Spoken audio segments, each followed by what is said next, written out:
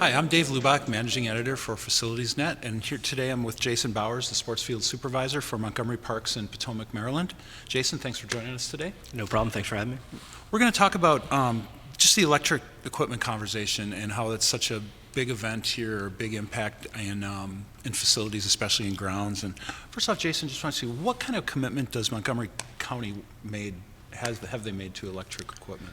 Montgomery County has actually made a real huge step in using electric equipment, especially with the two-stroke equipment, your weed eaters, your chainsaws, backpack blowers. We are actually being pushed to go 100% electric with those machines by the end of this year. What have been some of the challenges that your department's faced while making this transition?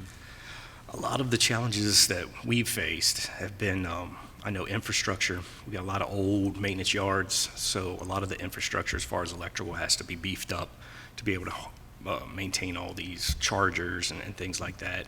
Eventually, they want to get the auto fleet, so the trucks, electric as well. So there's charging stations there that have to be input. So the infrastructure is a huge financial part of this push. So for us, it's definitely, that is the big one for Montgomery Parks, is trying to get the infrastructure straight. What have the benefits have you seen of this move towards more of an electric approach? Well, definitely our carbon footprint will definitely be pushed down. There's positives and negatives to both.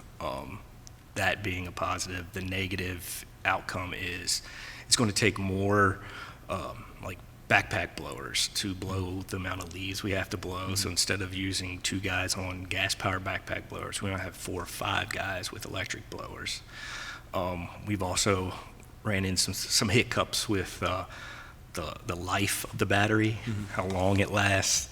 So there's little things here and there. It's going to be some growing pains, I believe, for us. But a lot of, from what we've heard from county council, they're more inclined to go with electric and take more manpower, more hours to clean up instead of going with the gas-powered and exhaust. So, as we mentioned earlier, a lot of grounds maintenance, grounds managers are going through these transitions right now. If somebody's starting it kind of at the early stages, what kind of advice would you give them to when they're going through the process?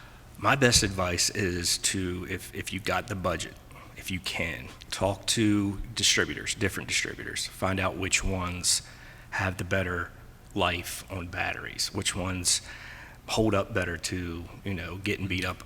I really think it's kind of like a research project where it should take 2 or 3 years with these different companies and trying to figure out which ones will work best for you in your situation.